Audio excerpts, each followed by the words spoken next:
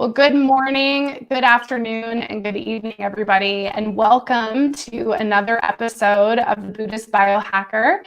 Buddhist Biohacker is creating conscious content for 1111D, and we are so excited to be back this week. We have like 9 shows this week, which is so unbelievable. I counted it up, everyone, and we will hit our 100th episode in 2 weeks, and that's since April 1st. So when you talk about spirit making you go 100 miles an hour, we have done it here, and it's awesome. So stay tuned for celebrations on that. And welcome to everybody who's joining in the live.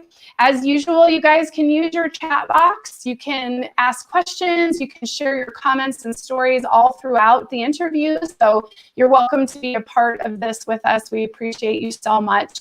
And last but not least, before we get to our guests today, don't forget that Buddhist Biohacker is taking a stand against violence.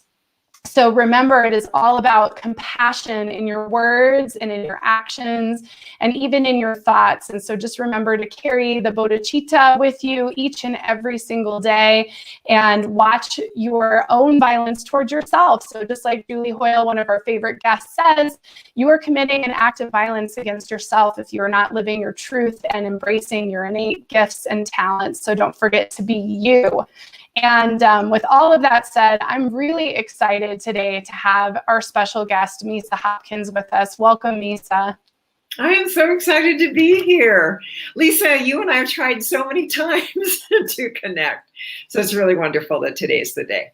Yes, it is. It's like divine timing. Everything has to happen when it's supposed to. And I really just have to give everyone a little context about how much I love you. And, in 2016, I had a medical, crash physically that mimicked MS symptoms. And it was really scary, lost the ability to move parts of my body, to feel. All of these incredible things happened to me. And so through that journey, I found you because when I was searching holistically healing MS, up pops all of your information. And so I ordered your book right away, and I watched some of your videos and just really fell in love with the feminine energy that you offer. You heal with sound, which is one of my favorite things in the world as well. And there's just so much depth. And so I want to let everybody know, I've been following you for a few years now, 4 years, and just really appreciate you. I've had a healing session with you as well. And so I'm just really honored to have you here today. Really. Thank you for taking the time. Oh, I'm really delighted to be here. We are amazing, amazing beings. And the discovery of that is a powerful and magical journey. And we get to be on it. So I'm so thrilled that you found me because I found somebody else, right? I found a sister before, and that sister found a sister before. So, and brothers. So we help each other in the journey, and that's awesome. And now look at all these beautiful people that you're bringing these messages to. Super, super wonderful. I love it. I love it so much. So why don't you I know some of the folks who are watching probably do know who you are, and that's why they're tuning in. But we also have a lot of folks in our community and a lot of folks who will be watching the replay and listening later on audio too that maybe don't know who you are. So if you want to take some time to kind of share who you are today, it's kind of a weird thing, I think, to even talk about all the identification these days, but I still think it's important. So whatever you want to share about who you are and your own journey and story. Well, for me, the journey started with my mother. That's a good launching point. There were many starts, but my mother and I had a difficult time in our lives together. And that's why sisterhood and understanding our connections as women is so important to me. And our history, what we are collectively creating as men and women, is important. But she, at one point, I got a call from my brother saying that she was in the hospital. She was crossing over. The doctors didn't expect her to live beyond a week, and would I come home? And the reason he was asking was because I had been away from my family for 2 years in deep meditation, deep contemplation, deep inner work. And I needed to get away from all the triggers I kept experiencing with my family. So I had written a lovely note and letter and said, this isn't about you, this is about me. I'm on an inward journey, and I would ask you to please respect that while I just deeply go in. And they did. But my mother was crossing over, and I knew that she needed to complete some pieces and that my presence would help her make her completion. So by that time, I had done so much inner work that I didn't need anything from my mother. And for those of you that are still working through my mother has never given me stuff, that may be hard to imagine, but that comes if you stay true to that journey of self-compassion. Eventually you do get to a place where you don't need anything from your parents anymore. And that moment had come, and it was time for me to go help her cross over and get prepared. And so I went to the hospital, and since I was a prodigal daughter coming home, they rushed around and made sure she got an extra dose of morphine. They didn't know what was wrong with her. They wouldn't do exploratory surgery because she was so weak. So I walk into the room, haven't seen my mother in 2 years, and sit down, and I'm present, completely present to her. And we had the best conversation a mother and daughter could ever have or hope to have. There was love, there was compassion, there was forgiveness. And then the morphine takes her in. Off she goes, Lisa. She's forgiven by it. And I do, and to me, this next step is really significant because the way that the divine works through us is natural. It's not something you put on or create. It's already in you. And since I was a little girl, I was doing sound medicine. I just didn't know that's what it was. So I would sing my brothers and sisters to sleep at night, almost every night. There was no song. It was just whatever was in me. So my mother's going to sleep, and I do what I do. When I was a little girl, I'm humming, and this beautiful native chant I've never heard comes out. My mother was part native. And the next thing I know, I'm looking inside of her body, and I can see the bronchial infection. Never had happened before. Never, ever, ever. Bronchial infection. And my mind says to her mind, "What do you need, Mom?" Then I see this gorgeous light fill her.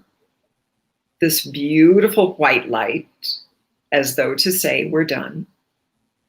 And I sat holding my mother's hand as the sun's going down. It's so poetic. The sun's going down. It's gorgeous. It's getting dark. And we are going into yin. We are going into silence. I didn't know that's where we were going at the time. I know now. Just pure silence. My sister, the only other woman in the family, walks in as if on cue, holds our hands. And so now there's a circle of women sitting in the silence, being still. I don't know how long, an hour or two later, my mother's room is filled with the rest of the family. There are 6 kids, grandkids, my dad's there. We are noisy, irreverent, we're just, funny and obnoxious, and we're being our normal selves. My mother is sitting up in bed. She's smiling. She's alive. Her cheeks have color. And the doctor walks in the room. Literally, his jaw drops. Literally. He said, "Jan, you look like you're doing great." And she says, "There's always wisdom that comes from the subconscious." She did not know what had happened. And she said, "You have no idea how much good it has done me to see my kids."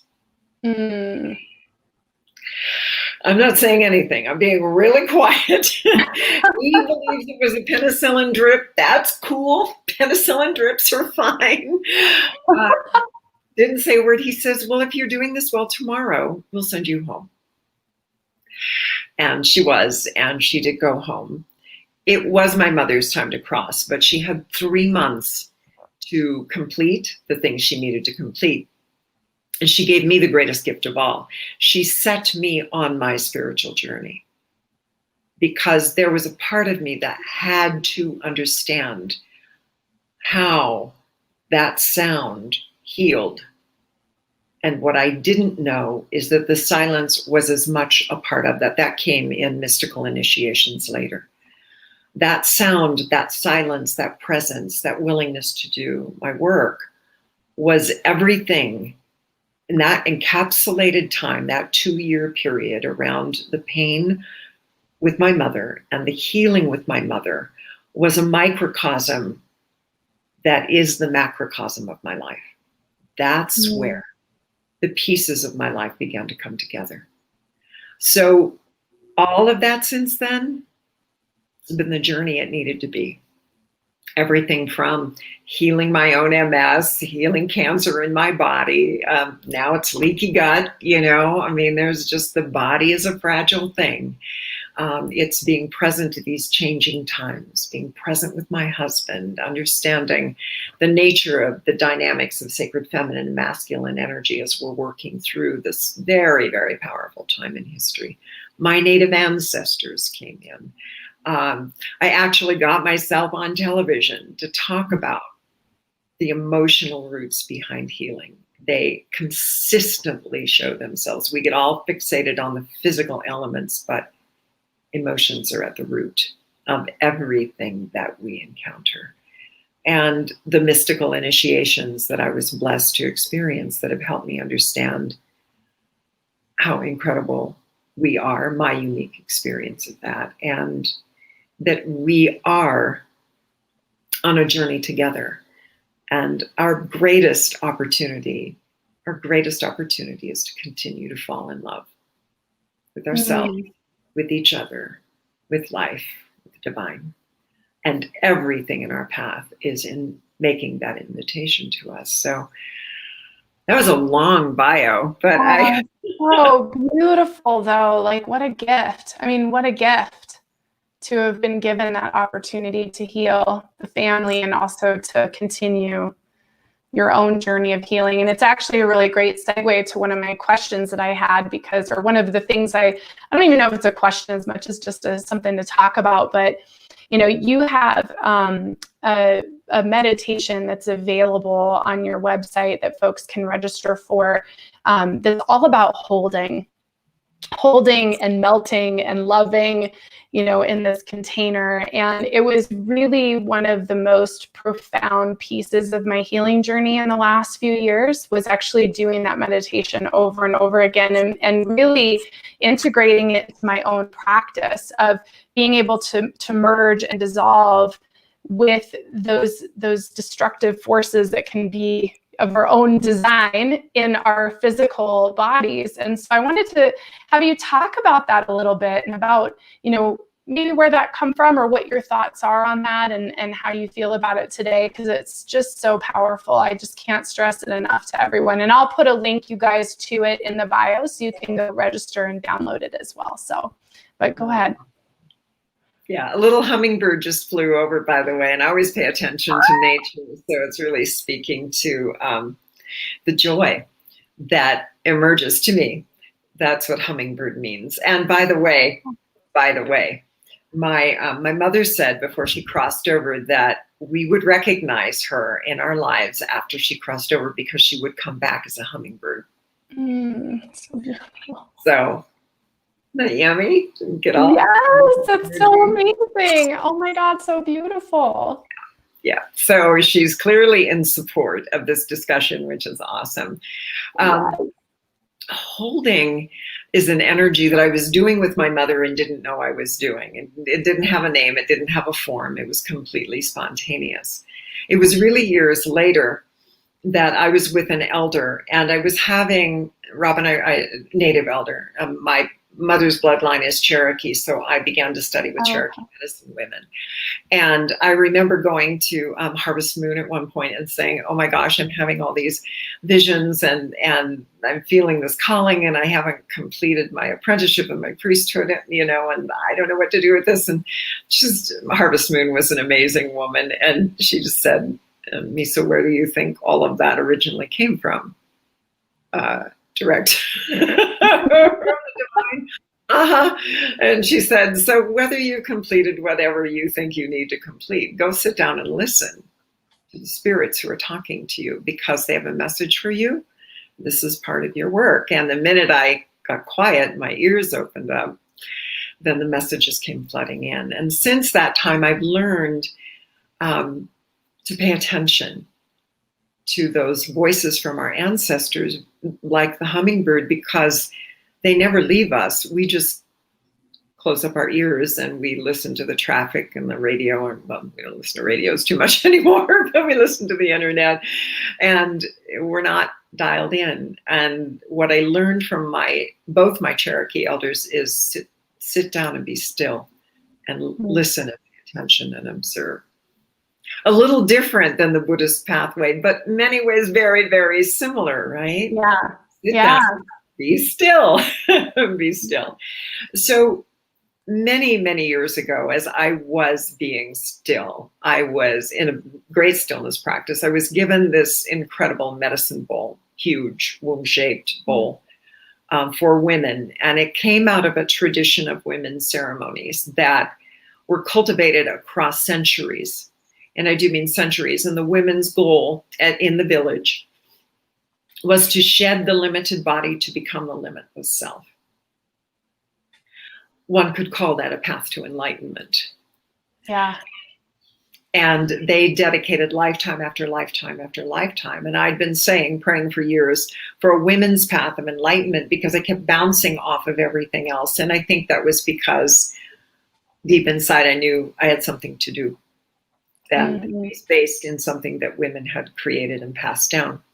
So being the woman who had been taught to sit down, pay attention, and listen, I received this beautiful medicine bowl, assumed I was holding it for another medicine woman, put it under my old-fashioned sewing machine, and left it there for 2 years.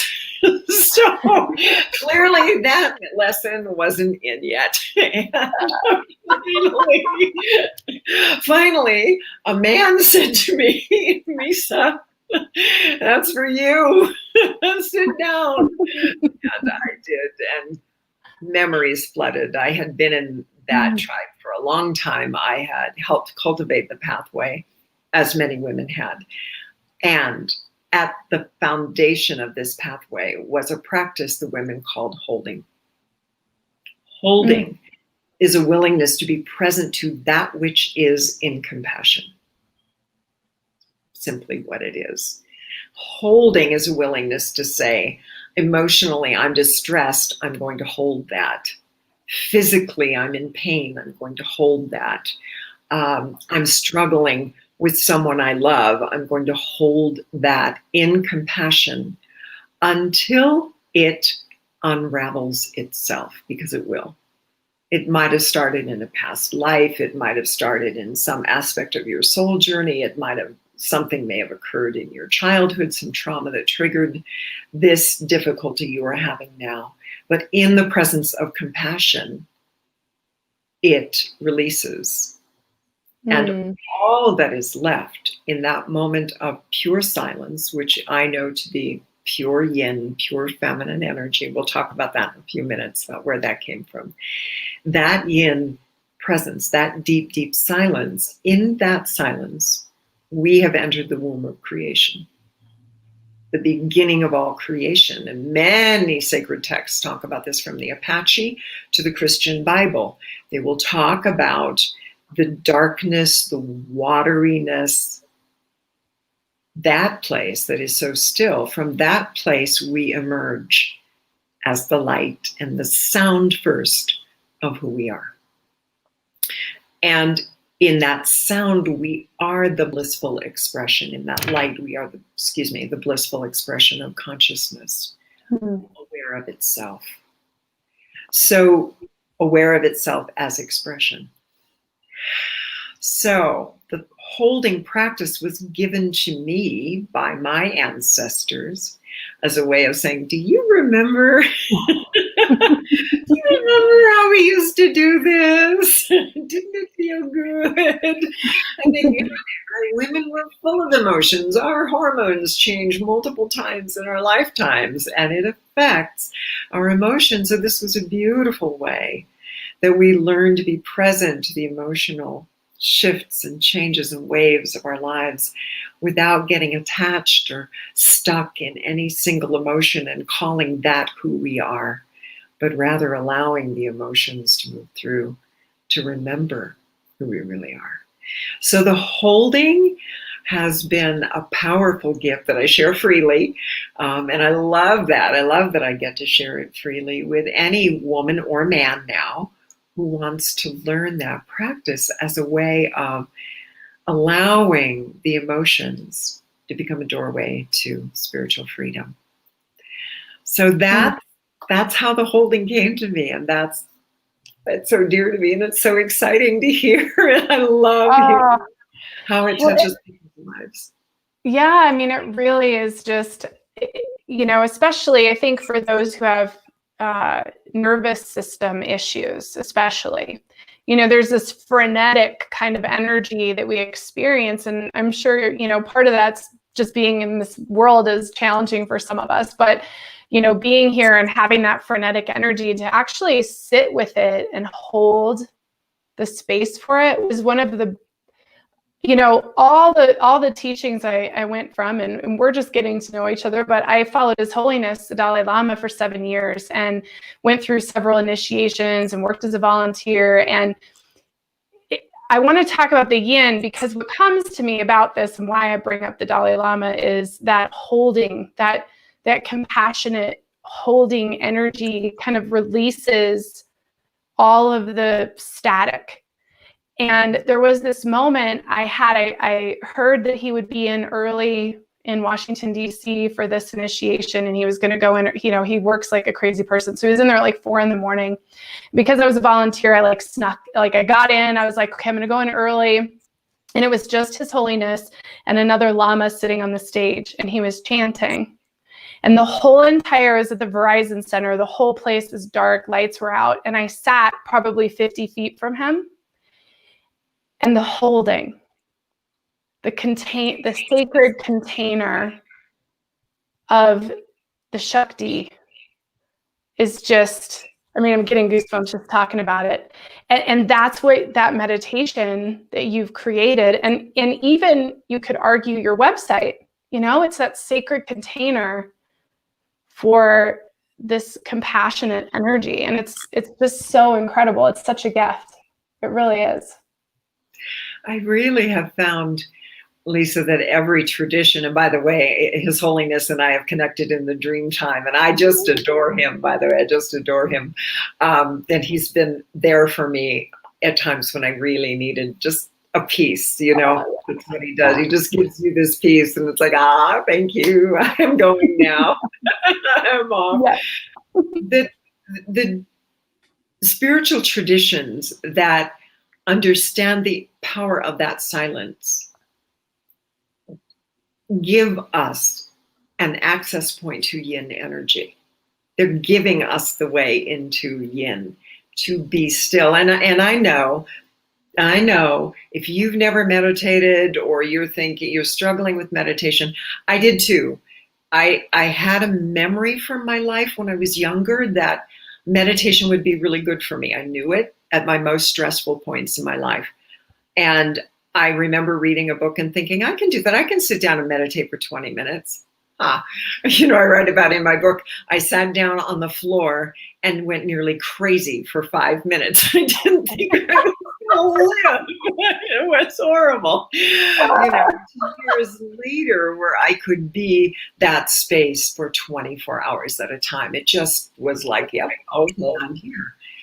That gift, that willingness to say, I know there's something here, and what I can get to is 2 minutes, is 5 minutes, is 20 minutes, is an hour, is 8 hours, is on and on. It's a gift we give because it brings yin consciousness, sacred feminine consciousness, into our collective consciousness.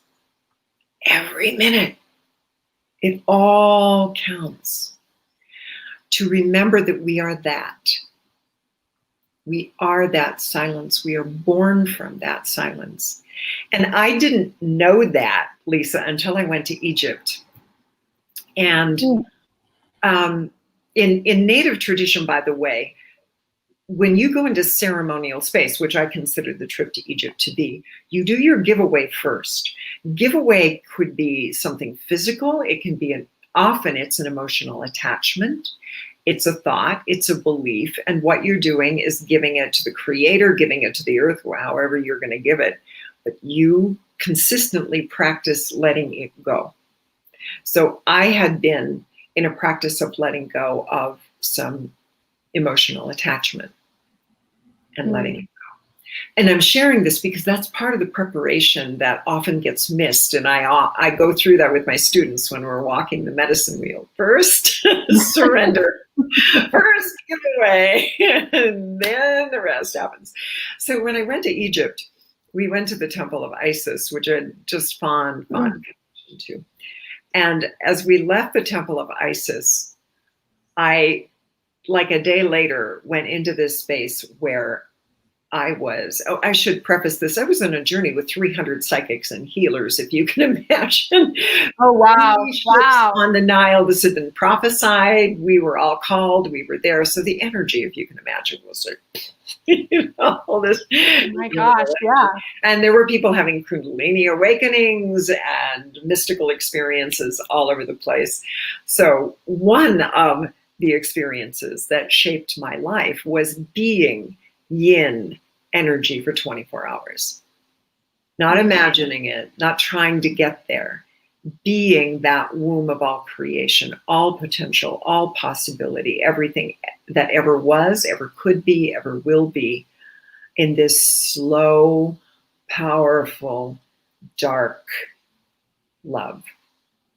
Different kind of love than yang energy, by the way. It's incredibly rich, deep, slow love. The same way you think of a mother nursing a child, the same way you think of a healthy mother holding that baby in her womb. That baby is pretty much in charge of how things are going because she is a life force, he or she is a life force becoming. So that energy, that experience, I couldn't put into words until many years later, when the teachings from my ancestors came and they said, holding. And they took me into holding, and I said, well, I know holding. That's what I was initiated into. I know holding. And I know that from that deep well of silence, that's where one remembers. That's where the great sounds that my sound teacher taught me, the ones that are in the center of existence, that's where they live. That's where the light that we crave, that ecstatic, blissful light that we are, that yang expression is born from the silence. And because I had those experiences, I came to have this deep, deep respect and love for what yin and yang, or sacred feminine and sacred masculine energies are, and how vital they are to the full experience of divine consciousness longing to know itself. When divine consciousness expressed the first sound, divine consciousness was aware that there was this longing. It didn't have a word for it yet, a longing to be heard. What is this if it is not experienced? So the expressing and the experiencing of are what become in our society and our day-to-day activities now on the planet as us and them, you and me. Our differences were born from the desire of consciousness to know itself in ways it had not yet experienced itself. So every conflict, we're not getting each other, is an opportunity for consciousness to know consciousness, to know love. And we're at one of the peak moments in Earth history to be aware of the invitation. That consciousness wants to know consciousness. So when we disagree with someone on the other side of the political fence, it's our opportunity to say, who are you? Who are you? My husband and I have been in friction lately. In friction. And it's this great opportunity. We just went on vacation and I was like, who are you? What's important to you that isn't being expressed? What's valuable to you What matters to you? What are you longing for? Who are you? This other that is my beloved. This moment in history, this moment on the earth is a grand opportunity to say, but this is consciousness longing to know itself. And I want to participate as one who is in the invitation. I can be just in the resistance if I want to be. I'll make everybody else wrong and me right. And I know that really well, by the way. I've mastered that. I just decided to hang that up for a while. Let's go do something more exciting. Like be in the invitation of that exploration. So it was the initiation in the darkness and the yin. It was initiations in the light, initiations in pure light, initiations in sounds that the nadas, it's called in Hindu tradition, the sounds of creation. It was all these initiations that happened, not because I'm special, not even close. We're all special. It's because I got still and I listened and I inquired and I opened, right? These are the ancient traditions, whether we're talking about Buddhism or we're talking about Native American spirituality or Wicca, or in deep Christianity, you will find the same thing, right? Gnosticism, it's Hinduism, every tradition, and I've explored many. There is a calling to that silence, that willingness to be present, to listen. And it's rich. It's so rich. And that's where the problem's to solve. And that's where we enter into the absolute ecstasy of what that invitation offers us. Oh, man, that's so beautiful. I feel, besides my microphone going crazy with energy, I can tell it's making all sorts of echoes. But you just took us all with you. I mean, I'm so grateful for that. Like, you can just, yeah. I just love you. So, what a gift what an amazing way to start a Wednesday. I mean, truly. And thank you to everybody. We've got some great comments. So Becky, hi Becky. She's saying so good to see the two of you. And Adrian says, this is so beautiful, just letting these words and their wisdom flow over me like a river. Thank you for having this conversation. Thank you. And Christine also, I'm so happy I'm catching this. Much love to you, Christine. So thank you guys for listening. And Misa, you just get my heart, and I just feel that flow of energy, and it just makes me so joyful. And, you know, one of the things that you're talking about is this incredible point in history. And, you know, it brings to mind a few kind of ideas or concepts. You know, there's history and there's herstory. And there's this whole idea of us now stepping into the divine feminine, which is that place of the unknown. I think what's so beautiful about this time is that we don't know what's going to happen next. And we have to sit with that. And so I just wonder what your thoughts are. Like, what's been your experience? You know, when we talk about herstory, you know, I'm an Ayurveda practitioner. And I went through, my Ayurveda teachings went through the feminine form Ayurveda. So it was definitely more about the feminine healer and her herstory versus the history that's, you know, documented in the textbooks and things like that. And so I just wonder what your thoughts are on all of that, as not only somebody who holds sacred space for the divine feminine, but also as a healer yourself. You know, thank you for asking that, Lisa. One of the places of study for me and exploration has really been how the concept of yin energy, the darkness, has been maligned, how we've turned it into evil. And because we've done that, we have been able to perpetuate racial prejudice on this planet. I don't know if you know, but in medieval art, the whole concept of what is evil being dark was the way that artists tried to portray the difference between saintly, heavenly, and good, right, which they portrayed in the light. And then for contrast, if you were evil, if you were sinful, you were portrayed as dark. Mm-hmm. And that bled right through to the enslavement of our African American now citizens in this country, but the remnants of slavery that still are there, that came through the 1500s. And the perceptions that were being advocated, you might say, through the art and even through the languaging then, that we turned darkness into what was evil. So, and not just for African Americans. I mean, my adopted daughter is Latino. You know, if you've got any color in your skin at all, right, that comes with the threat of prejudice and unequal treatment.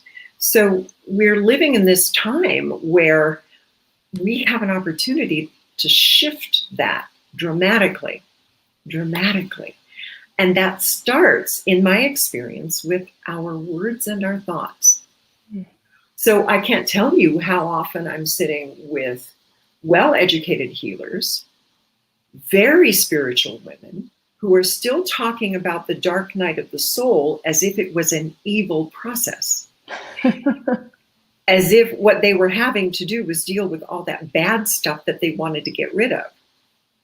Not understanding that the bad stuff are the deepest wounds of our little children. They're the deepest wounds of our ancestors and our past lives. And what they long for is love. The dark night of the soul is a calling to love, to self-love. And if you allow yourself to go into that sacred feminine womb that the holding takes you into, it will begin to unravel. And what you find is that the yin is the energy that comforts you. It's not evil. It's not bad. It's where your intuitive gifts live. Yes, they live there. So Carl Jung said of the shadow side, again, that we turned into something evil. That's not how he addressed it at all. He said, in the shadows live the things that you are definitely most afraid of, but also your primal instincts are there. Your talents and abilities are there, ones you haven't recognized yet. Jung saw it very differently. He saw it more as that sense of the womb, right? You don't look at the child in your womb and say, well, there's a real problem coming in. You know, this one's kicking like hell. That one's going to be a problem. You might, but you also are like, who is this little one? They're unknown. You're getting to know them in the womb, right? Who is this being emerging? Wow. And yes, of course, they're going to have challenges. Of course they are. That's being human. But they also are coming in with these incredible perceptions and gifts that are going to change your life because they exist as they are. And so if we take ourselves into the womb and we deprogram all that stuff about it's evil or my spiritual gift. I don't know how many clients I've worked with that were told their psychic gifts were the works of the devil. Oh, really? That's a terrible thing to tell somebody who's psychic. Yeah. They are the gifts of the divine flowing through you. They are the way you're wired from the moment you're born. They aren't just developed over time. You've made that way. That's how you are going to navigate the world. And it's back in the womb that we accept ourselves the way the divine always did accept us. We remember to accept ourselves in that divine love. And I think the great opportunity for those who are connected to the divine feminine and the sacred feminine is to say, I need to pay attention to my language. How often am I shoving the darkness into this category I call evil and bad, and I'm trying to shove it out of me? We do that with our illnesses in our body. Cut this out of me. Get rid of it. It's part of you. It's part of your history. It's part of your journey. It's telling a story about what you are and are not accepting about yourself yet. It's your invitation. And if we see it as the invitation, it's the same thing as a mother calling a child into her womb and saying, I'm ready. That's the ideal. That's what we hope for. I want you. Out of all the beings in the universe, out of all the beings in creation, I choose your soul. to come live with mine, with your parents, to live together and create together. And when we live in a world that's been based in, and I just the Women Emerging Summit, as you may know, on sexual abuse, the estimates are 1 out of every 3, 1 out of every 4 women have been sexually abused. 1 out of every 4 to 1 out of every 5 men have been sexually abused. So let's think about that. And the average age for childhood sexual abuse is 4 years. You realize what an imprint we are making on ourselves at these tender, fragile ages of our soul's development. And now we're cursing each other with this "I'll take what I want at your expense" energy, which is another conversation. That is a form of masculine energy disconnected from love. So what restores the connection? Compassion.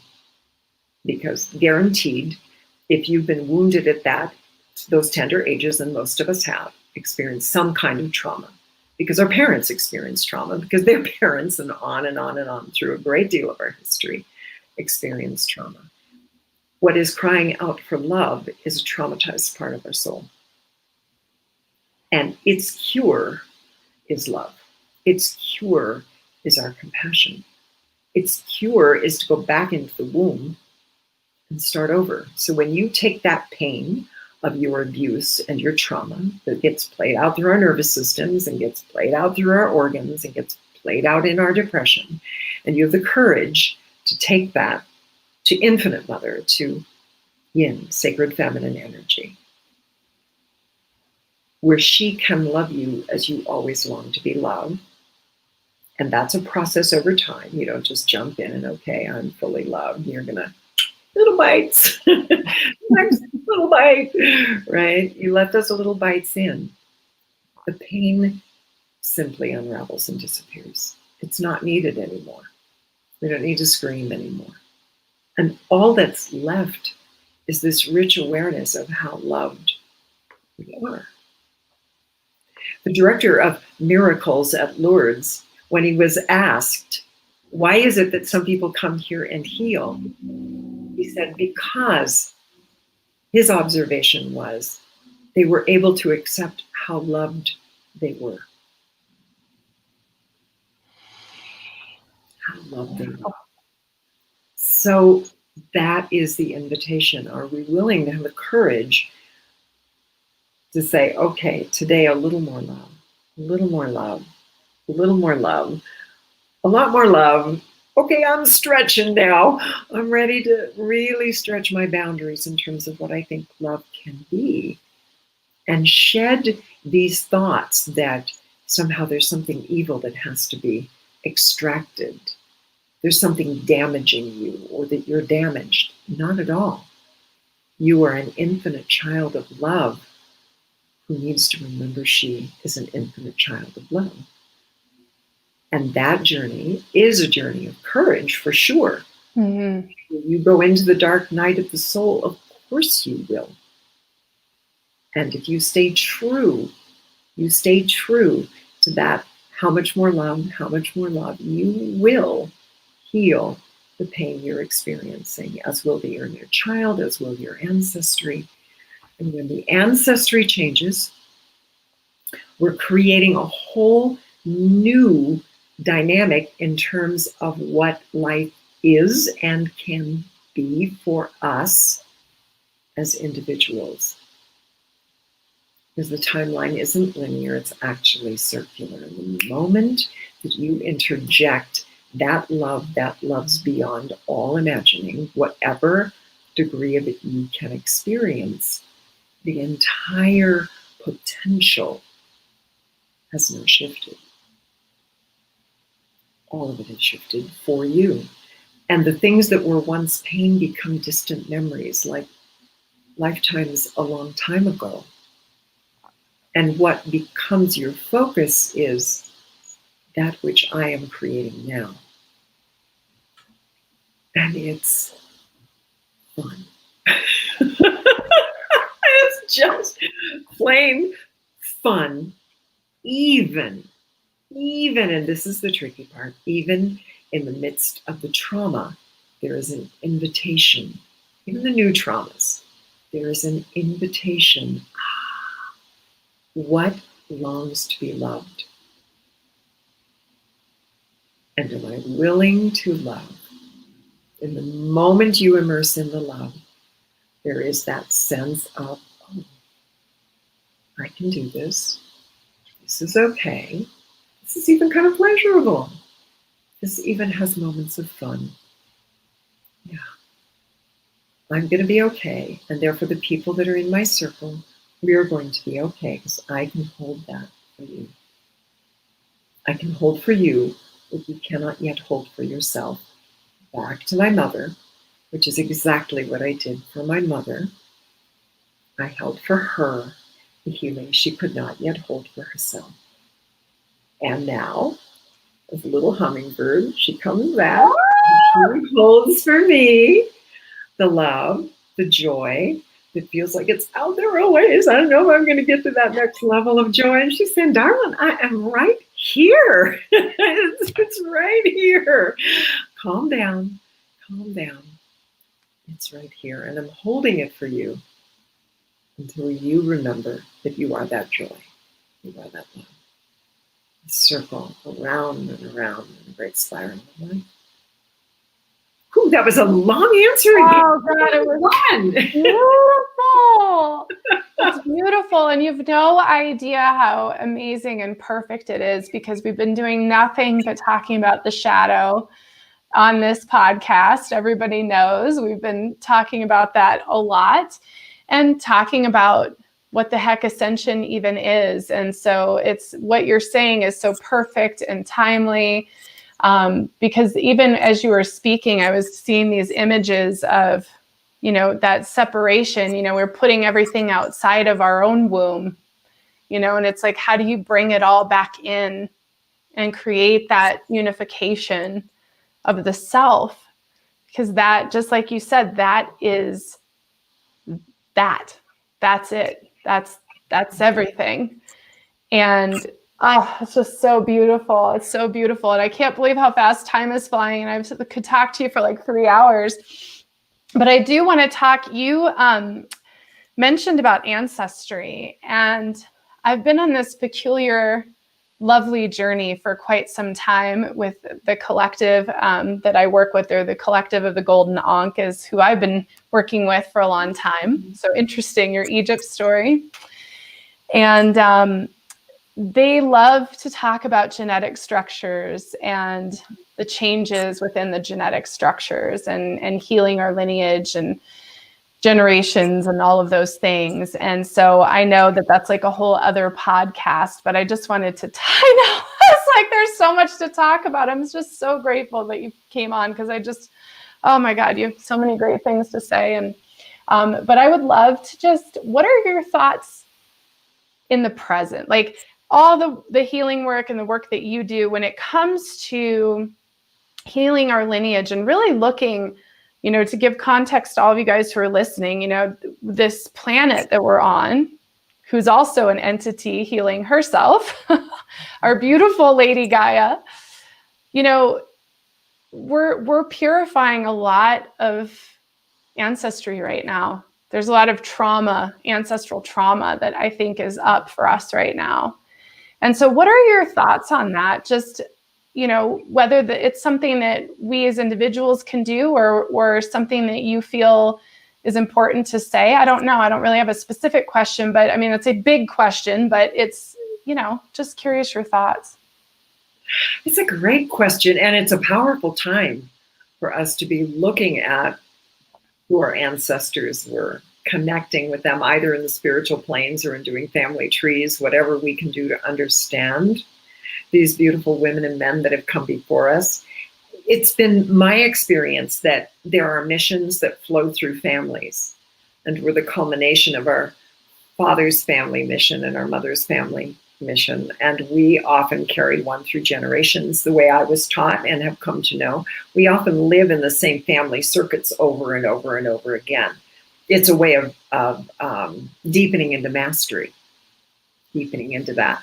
What I do know from years of working with the holding is that our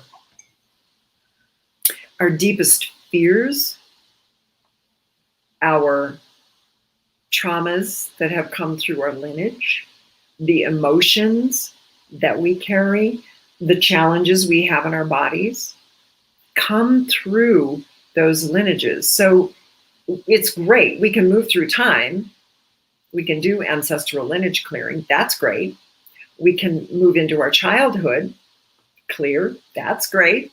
We can go into our futures and clear. That's great. All of it's good because it's really all happening at the same time anyway. It's just a matter of a focal point. And you know what's going on by what you're feeling right now. You know what's going on. And if you hold it and you are still with it, you'll see that there's this incredible belief structure around what you're feeling. And that structure won't always make logical sense, or you'll notice you're caught in a loop. You can't get yourself out. And that's because there's a place where you cut off from love. You said, I'm not worthy. At some level, it doesn't work for me. You cut off. So the very moment that we are in, we're all in this together on the planet. So if what you're experiencing is conflict with your mother, that's a key part of your history. And you've got total influence over how you are going to be. You've got total influence in the pain that you're feeling and the hope that you have. And that is all trying to work itself out in you before you go over to your mother. Women become codependent because our own discomfort scares the holy bejibbers out of us, right? Yeah. And because it's conditioning, right? It's part of her story is that moms take care of everybody else and you're always the last on the list. Well, that's not a good pattern. Always being last on the list means you never get to yourself. So if we want, here's the thing, if we want to shift the amount of narcissism we're seeing in the world, then ladies, we need to shift our codependency because it feeds into the other. Gentlemen, because they typically run through masculine and feminine energy. So when I say gentlemen, I'm not talking about just guys. I mean, and if you're a woman that runs a lot of masculine, you're going to lean toward narcissism. I know that one too. Codependency, I know that one too. So wherever you are on the spectrum, let me be really clear. If you're really operating in your masculine, you need to attend to those narcissistic thoughts and feelings. That's your work. If you're leaning toward the codependent side of things, that's your work. And it's already in your emotional body. It's in what you close off, what you will not allow yourself to look at or not allow yourself to feel, or what you feel on steroids. It's out of proportion, right? You're like, that's all I feel, right? You don't allow any other emotions in, like pleasure. Fear, not much pleasure, right? It's like, okay, that gives you something to be present to. You don't have to fix it. Nothing's broken. Nothing's broken. You're just trying to know yourself. Remember, that's the divine order. You want to know yourself. So if you stop thinking of yourself, and that's part of them, pay attention to the thoughts, deepen in the compassion.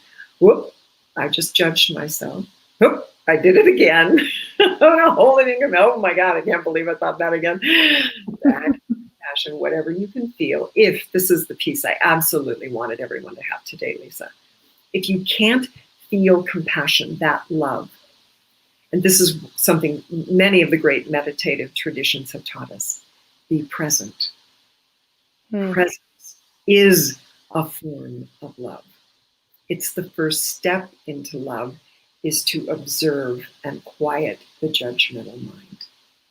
See the judgment, notice it, quiet down, back to observation. There's the judgment, back to observation. Eventually that observation deepens into compassion because that love is your divine nature. So this time, our great work is not in who should wear masks and who shouldn't wear masks, and it isn't about all of the who should do this and who should do that. That's a distraction. This is the work, right? And it's It's cropping up in your relationships with people, with your partner, with your children, with your mother, with your father, with your relationship with yourself, all the things you've thought about yourself all your life. The good, the bad, the ugly, the wonderful, all of it. That's where the work is. When this vessel is feeling pure, he is a much better vessel for holding others, and your influence is greater and sweeter, more clear. You'll see when somebody can't receive love, and you will become present. And when they can receive love, your presence will expand to compassion and love. That's what we're doing right now on the planet. That's the great invitation. And so, yep, my husband and I, we're in it. We know we're in it. That's the difference. We know we're in it. And we look at each other and say, okay, this button's up again, this button's up again. Now I know where to bring my love. Now I know where to attend in presence. And come back, find our joy, love, love, love, good, it's good, it's good. Got it, there we go again. All right, another invitation to love. All right, I'm digging in, honey, I'm digging in. And it just changes it. It doesn't mean it isn't difficult. It just changes it. Yeah. So well built. We are so well created for what we're here to do right now. You came in ready for it. Mm. It's just remembering how ready you were when you came in. That's the work. You are such a gift, Misa. Beautiful. I mean, really, just beautiful stuff. And you guys, thank you for all these incredible comments and love. Much love from Scotland. Catherine, thank you for watching from Scotland. My gosh. So I want to give you some space to share what you're up to, what you want to share with everybody, how they connect with you. I mean, of course, everyone, Misa's bio and her links and everything are in the show notes already. You can see them right now if you want to go hop on her website. But I love to give everyone who's on the show space to really share, what you're passionate about. I'm on your mailing list, so there's so many cool things you're doing right now and courses and just all sorts of stuff. So what do you want to share with everyone today? Ooh, how fun. Yeah. There's a lot on my website. My husband and I have made a commitment to that every woman, whether they're in the midst of COVID, not employed right now, no worries. You're going to find lots of free stuff on my site. You're going to find inexpensive books that they aren't just little stuff. they're deep, deep dives. Yeah, don't worry. There's stuff there. You've got the holding. You're being held. I've got you. I've got you. If you're on the other side of the spectrum, you are a professional. Things have continued to, we're all professionals in some way, but things are continuing to move in some areas. Businesses are even growing in response to the needs of what COVID is offering. That's good too. I've got you. And the next piece that we have coming up is called The 10 Emotional Needs of the Soul. And this is a course I teach live once a year, and it's deep. It's deep. This is time where I'm actively holding you. So that's my pleasure, my privilege. It's also a time where we look at what my ancestors taught me about the soul's development. So we know that there are physical developmental steps that a child goes through to go from laying on their back in bed to walking. You've got to go through those developmental stages or you won't be able to walk. We know that there are emotional developmental stages that we go through. Well, there are also stages for the soul. And your soul is looking for certain understandings to occur and certain emotional needs to be met within certain age ranges. We talked about that 4-year-old that ends up being traumatized, right? Frequently. There are different periods from everything from the womb all the way up to death and post-death. And what my ancestors taught me is to look at every need of the soul from before you come in until after death, and you meet them now. So we have had, for example, women who never knew what it felt like to feel wanted. They'd be going, that's a womb trauma. Never felt wanted. See, here's the other side of it. You don't trust in what you want. Almost impossible to manifest at the levels you're here to manifest if you have never felt wanted. So they go in and do the work. They experience the holding specific around the energy of feeling wanted and heal that, which now allows them to have the energy to be able to manifest in the way they want to manifest. And we go all the way through so that you're actually meeting the emotional needs of your soul post-death, which informs what you're doing now and helps you get on track with your purpose, your real purpose, not your career, your real purpose, and settle into that. So I'm teaching that class live in 3 or 4 weeks, and we're announcing it at misahopkins.com. And it's been a game changer for a number of women. I've heard things like, I always went home to be with my family. I always expected them to do something for me, to fill me. And I went home full, and I actually felt the love that my parents had for me in the way that they show it instead of the way I was looking for it. And I could go on and on with the manifesting that people have done through filling these needs. So that's what I would want to share, is how powerful the holding can be, and the concept that there are 10 emotional needs that your soul has, and they can be fulfilled. We don't have to be empty. We can fulfill them. That's part of our birthright, is to fill them. So amazing. And everything, you guys, is at misahopkins.com. And I am so honored that you came on today. I hope this is just the beginning, and I hope you come back, because I feel like there's 100 things we could talk about. And I can't help but, like, in my head, I'm already like, oh, all these things that we could talk about. And, part of the mission of Buddhist Biohacker is to create a resource of light. That's really what came to me and landed from Spirit in March, was we need resources. We need to help to get through this time. And you're just such an incredible resource of light. I mean, really, you have so much to offer. And, I hope everyone who's watching, you guys, I know you get it, because I see all these amazing comments, but do connect in with Misa's energy and what she has to offer. I mean, I'm just honored you came on. Really, you're just such a fantastic energy, and really just speak to so many things we've been talking about all year. I mean, really. Even spiral time. I did a PowerPoint on spiral time, if you can believe it. I never thought I'd be doing PowerPoints on things like that, but we've done it here. And so, it's just an honor, absolute honor to have you here. And for everybody who's listening, I did just get notification, this just in, on Spiritual CNN here. Hurricane Laura just was moved to a Category 4 hurricane. So when we talk about holding, let's absolutely hold space for everyone who's going to be impacted by that today, because it just continues to accelerate right now. So do keep that in mind. And so say your prayers for everybody in that space, and hold energy there. And just a few reminders for everybody.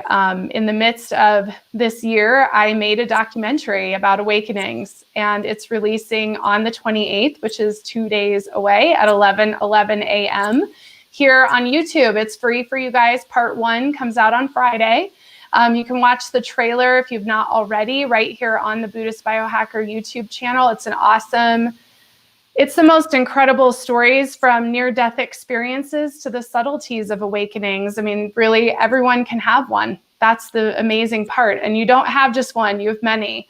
And so part 1 is released on Friday. It's called Awakened Grace. And part 2 will release next Friday. And then September 11th at 11:11, we will release the final cut, which is not as long as the so-called director's cut, I guess, if that's what I want to call myself. So that's coming out. So I just wanted to make sure and remind everybody to go watch the trailer and tell everyone, because we need conscious things to watch during this time.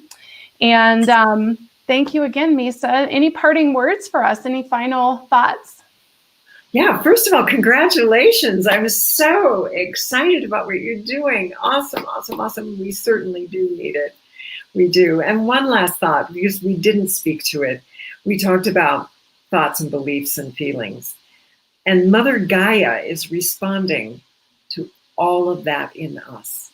Those storms brew from here. Many of them are storms we have created. And we are the ones who can bring it to peace. We can heal the waters. We can heal the mother. It's already in us. And she knows it. And she's open to it. And that was part of the native training that I received, was to realize how bonded we are. So this conversation today also includes our beloved Mother Gaia and all of her creatures. So we are richly blessed, even through the hard things, to be living here with her. She is a precious being looking after us. And yeah, our thoughts, our feelings, our emotions for her matter. Absolutely. Absolutely. And much love to all of you guys. My gosh, look at all these comments. I just love this. Adrian says, thank you, thank you, thank you. My heart is so full. Just resonates so outrageously for me. Catherine is saying, thank you for the mention. So you get two, Catherine. Here you go, out from Scotland. I still can't believe I don't know what time it is there, but I love the expression and meaning of holding you shared today. So many great nuggets in this conversation. That's from Tracy. I've got a so be it from Christine. So just amazing, you guys. Thank you for all your comments and love. And believe it or not, we have 2 more shows later today. So we'll be back with Heather Bryant at 3:00. I know I'm live on YouTube all day long. It's like my new life, but I love it. So I can't complain. But Heather Bryant's going to be on talking about moving from your head to your heart, coming out of the banking industry and moving into more of a spiritual path. And then at 4:00, we have Rachel Burrell, who is a block therapist, who's going to be talking about working with fascia and healing yourself through breath, which is awesome. And then just a couple fun things coming up. We have Jaitara Jade, who's going to be on this week. She is a survivor of the sexual trauma that we were talking about earlier and has actually created incredible programs for sacred sexuality, you guys. Just unbelievable person. She's going to be on Friday. We also have Gilbert on Friday. He's a Vedic astrologer, and he's done a lot of research to share with us what's coming up. So he's going to be talking about all of the energies coming up this fall, and he's brilliant. He's actually really, really incredible. So you'll get your Vedic astrology fix on Friday at 11:11 also. So we have a ton of stuff still to come. And Misa, I just love you so much, really. I mean, I just feel love for you, and I'm so grateful that we finally were able to connect and get you on here for everybody. Oh, love you too, my dear, and so grateful for all that you're doing and all these beautiful people who are watching this and being here with us today. What a great circle of love. Absolutely. Absolutely. Much love. Love to everyone. We'll be back in T-minus 2.5 hours. Bye, everybody. Thank you. Oh, it's 19:25, 7:30 at night in Scotland. Now we know. So you're 7 hours away. It's not too bad. It's not 1 a.m. at least. But thank you guys. Have a good day.